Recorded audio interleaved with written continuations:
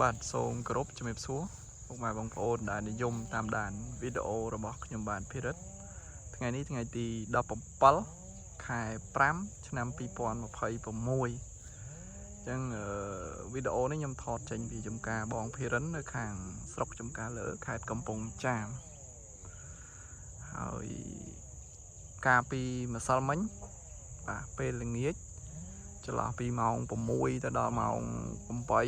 បាទថ្ងៃទី16ខែ5ឆ្នាំ2026បាទនៅខាងចំការបងភិរិនក៏ដូចជាទឹកដីខាងស្រុកចំការលើកំពង់ចាមនេះគឺមានភ្លៀងលេងឡំជាមួយនឹងខ្យល់កន្ត្រាក់ដោយបងប្អូនឃើញរូបភាពទិដ្ឋភាពបាទក្នុងចំការហ្នឹងគឺវីវអស់ហើយបាទដើមតរ៉េនរបស់គាត់ហើយអាយុផ្លែតរ៉េនរបស់គាត់នៅក្នុងចំការនេះគឺ100ថ្ងៃហើយនៅសល់តែ20ថ្ងៃទៀតគឺយើងចាប់ផ្ដើមប្រមូលផលហើយអញ្ចឹងគាត់មាន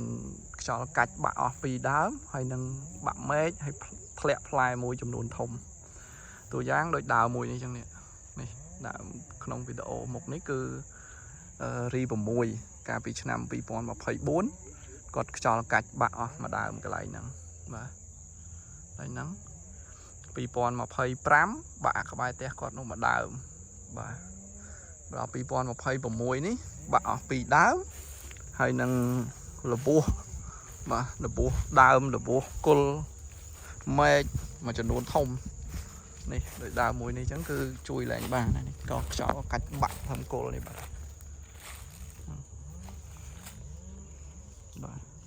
បងប្អូនមើលដើមរបស់គាត់គឺដូចយើងយកទៅសតផ្ទះបុកចូលក្នុងដីអញ្ចឹងហើយមកផ្លែបាទអញ្ចឹងធម្មតាគ្រោះធម្មជាតិគ្មានពីណាតែចង់ជួបទេយើងចងយើងទប់គប់សពបែបយ៉ាងតែបើប៉ះជាមួយនឹងខ្យល់កន្ត្រាក់គឺ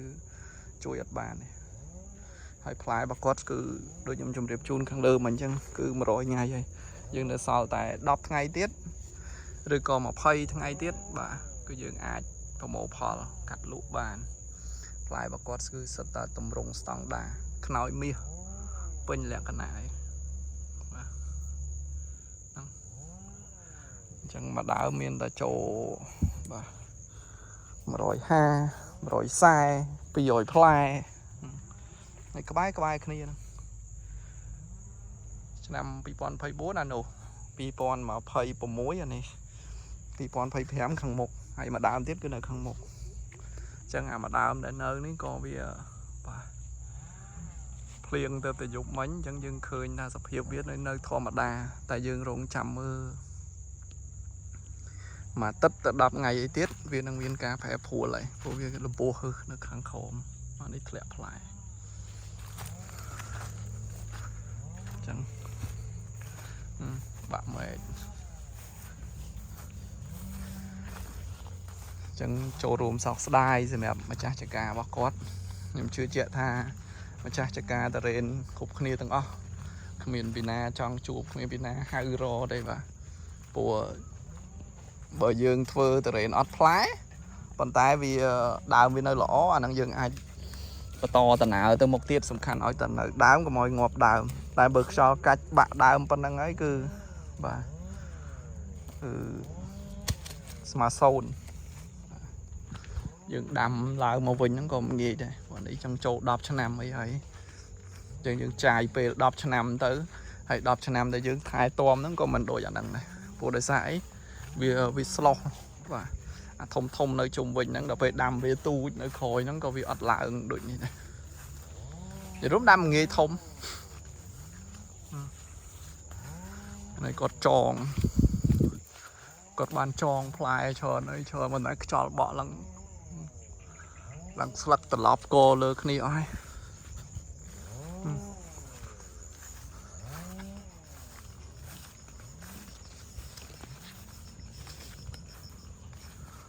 អញ្ចឹងអា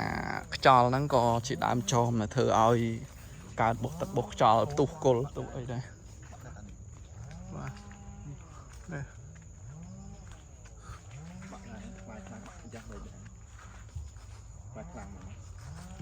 បាក់មែក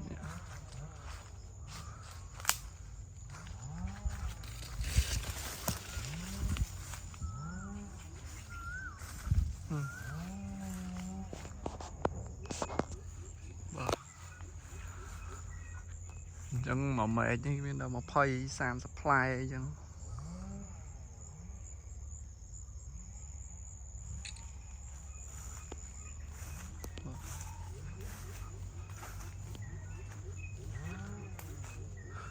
supply từ đây mà con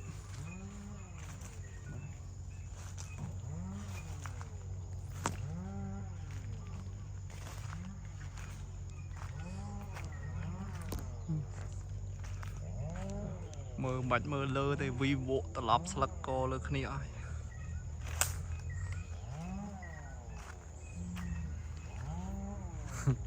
mà cha mình ấy thì mình tự đạo đoạn hàm thông hư và lấy anh chọn đào mà khơi từ đến mở lại thật lẹ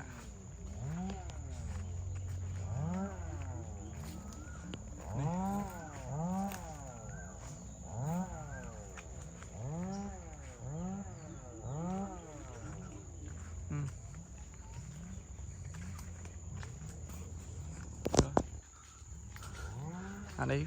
mà mày đây này còn là lấy vì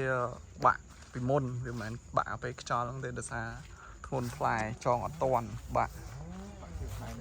bà này đặt trong đặt ấy bạn lẹ màu ấy cũng khơi nhà phè đây đấy sật cách là mua bị khô màu còn nó thà dương nơi bị lỡ dương ở đằng tại đập bê bà tao đã lớn dương từ mớ ấy trồng này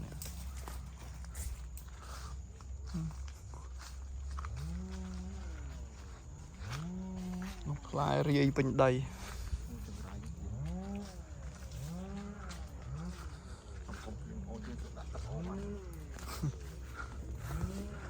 thì dương khơi bên nơi sọ mồm prong chứ cùng toàn sờ bài chết chậm mơ bà mà tất có đọc ngay tiết bà sân cho viên nơi ta là o chân đái bà này thay việc ấy vậy tại bà sân cho viên lẹ sạc lẹ ấy bà này thay rư khăn khổ biết là mùa bà khích có khích ấy rồi nhưng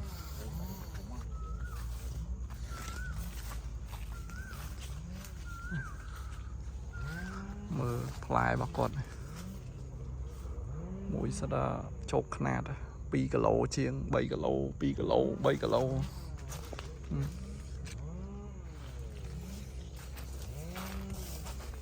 bỏ mía vòng này nói mía đánh vào đây mà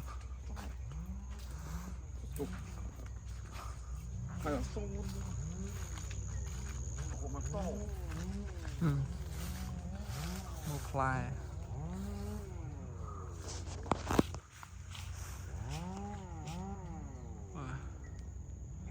một slug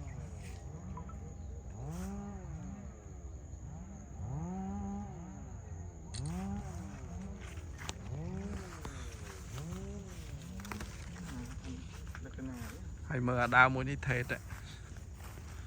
bà cách mà khả này bắt ở đây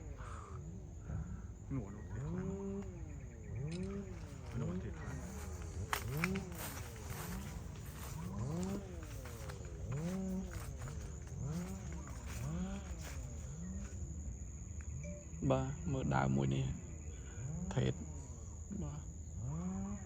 thệt khăn mong anh ấy trong đu luôn anh ấy dừng tô đáy chứ bà cộng bạn dừng tô đáy chứ bạn đáy mưa thệt đây một fly anh ấy có thệt này này còn về tịch tại bờ mà chua kia đấy cứ thệt rồi bà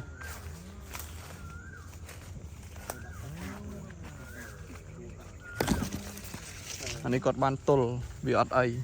à sẽ đi thệt nếu mà sân vì ọt tol thằng tớ và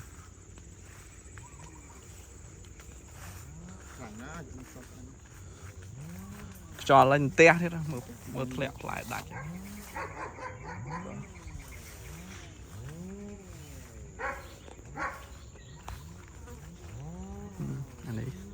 anh ấy nằm bị bọn nó phây phé mà chộp đang khăn nọ bị bọn phây của mối anh này một lẹo lại ហើយដើមគាត់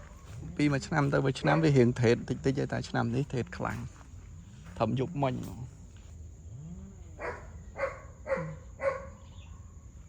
នេះបាក់យប់មិញនេះមកដើមទៀតហើយមើលផ្លែពីណាมันស្ដាយបាទ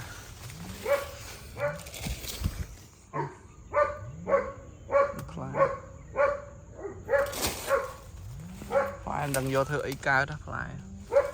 បើចាំតែ10ថ្ងៃអីទៀតអត់អីធ្វើ110ថ្ងៃតែនេះវាយកតែ100ថ្ងៃសាច់វាខ្ចីមើលដូចទៅសអីគោលរបស់គាត់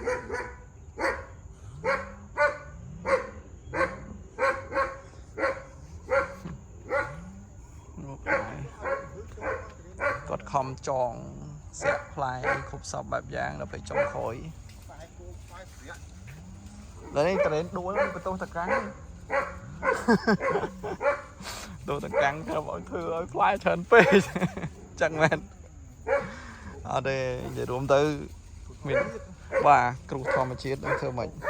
គេក៏ជួបយើងក៏ជួប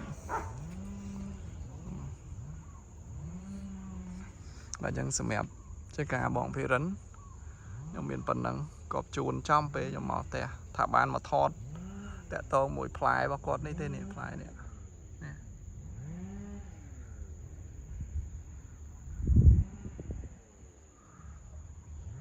តែដល់ពេលគាត់ជួនត្រូវមួយភ្លៀងត្រូវមួយខ្យល់អន្តរទៅក៏ថតបាទទុកជាឯកសារសម្រាប់បងប្អូនដែលមកលេងជាការរបស់គាត់ឃើញបាត់បង់ពីដើមហ្នឹងអាហ្នឹងបានន័យថាបាទខ្យល់កន្ត្រាក់នៅដើមឆ្នាំប្រមូលផល2026បាទអញ្ចឹងវីដេអូនេះមានប៉ុណ្ណឹងបាទអរគុណ